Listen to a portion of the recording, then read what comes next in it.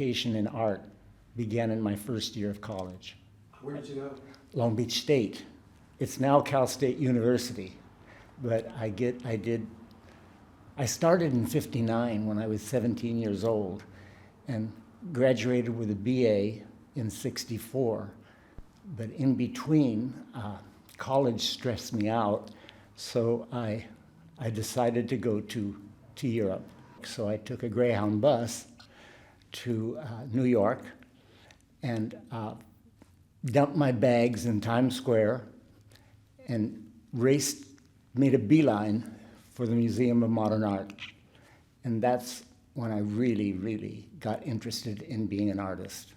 I had a week there, and so I did go to the Guggenheim, and I went to the Met, and I got around New York, saw a lot of galleries and things like that prior to going to Europe, but just explored the Vatican Museum, all Forum Romano, Colosseum, and everything.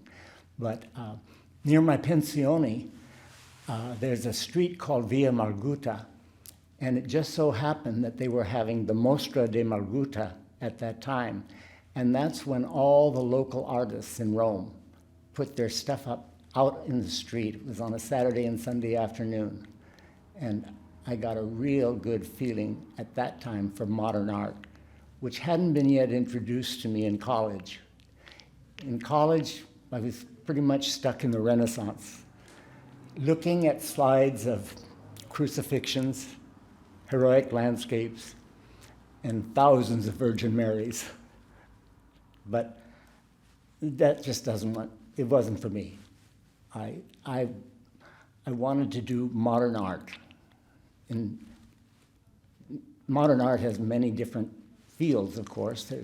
Some of it is Impressionism, Post-Impressionism, Abstract Expressionism, and it's the abstract that it just struck me. That's what I want to do. I majored in art, but in my first year of college, the Vietnam War was raging, and the department chairman called all of the male artists between the ages of 18 and 24 in that department to sign up for art education, because in California, if you were a major in art education at the beginning of the Vietnam War, they deferred you from conscription, from draft. However, I did do a master's degree in fine art, not art education, and that was in 1975. And I began teaching, I think, way before I got my master's degrees, in the late 60s, 1967, 1968, and that was several years of teaching high school in Huntington Beach, Westminster, Cypress, and then I taught at Cerritos Junior College and Long Beach City College before my final year at Cal State University. And at Cal State University, I taught in the Multimedia Center, and most of my students were non-art students. But at that time, in order to graduate, you had to have a 3-unit art class. And so I got mostly liberal arts students that wanted to take a lecture course instead of a studio class. Actually, I taught college 1982 to 1984. So that was the end of my teaching career. And then I decided, because I couldn't get a tenure track at Cal State Long Beach, they weren't offering tenure tracks at that time. So I went into my own business in the area of interior design. When I was teaching in the high schools, I was kind of moonlighting on the side doing designing. I designed carpeting for a company called Edward Fields Carpets, which at that time was the top of the line. And I was able to do artistic renderings for interior designers to show their clients. And then the rugs and the carpeting was actually made in Flushing, New York. I did get a good dose of interior design because I was working directly with the designers at the time. So I spent a lot of time in the Pacific Design Center. And then when I had enough money saved up, I bought a furniture store in Belmont Shore Furniture. And I had that for 5 years. And every morning before I opened the furniture store, I went to a little restaurant in Naples, which is part of Long Beach, and there were two ladies that had a restaurant that were in financial trouble. And they said, "Donald, buy the restaurant from us." And I said, "Justina's. It's today called Michael's of Naples." It was that location. And I had a lot of clients from local Naples came to eat at the restaurant. I get up every morning between 4 and 5. Actually, my cat wakes me up. She hits me and tells me it's time to get up and paint, and also I'm hungry. So I get up and I feed her, and I put my Keurig coffee thing on, and then I paint, usually from about 6 o'clock to 2 or 3 in the afternoon. And then my eyes get tired. I work on one piece at a time.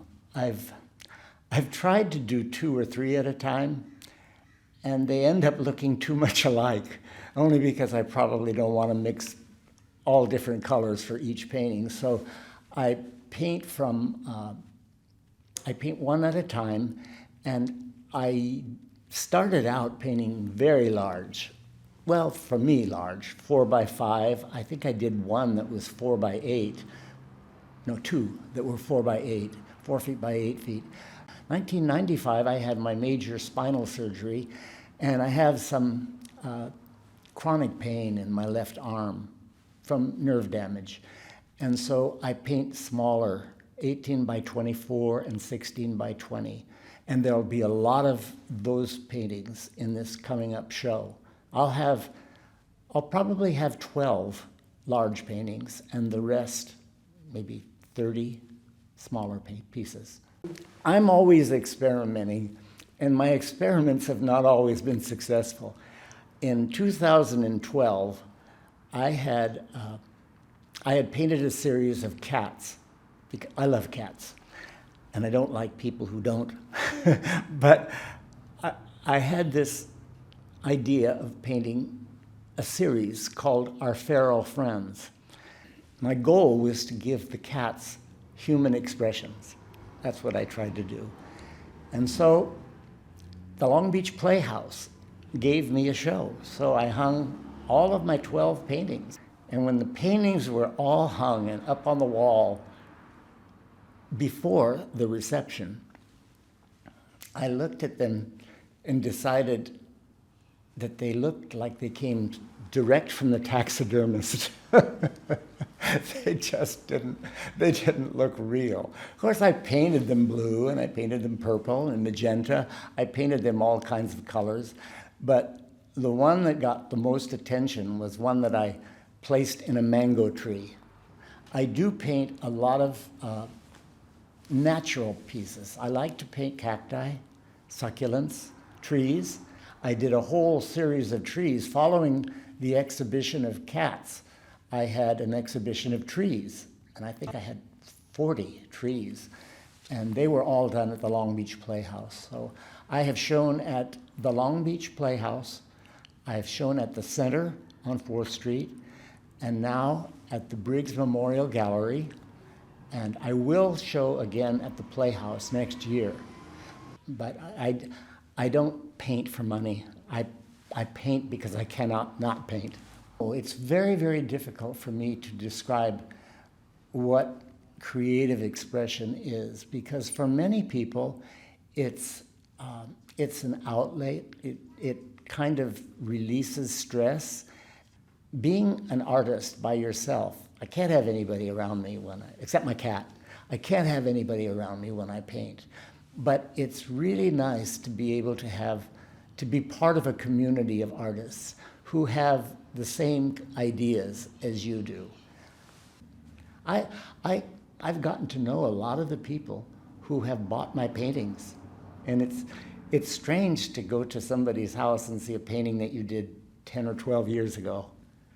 It's not really derivative of any one movement, but it's just the way I paint. And I may get tired of it, and I'll never paint cats again, I'll tell you that.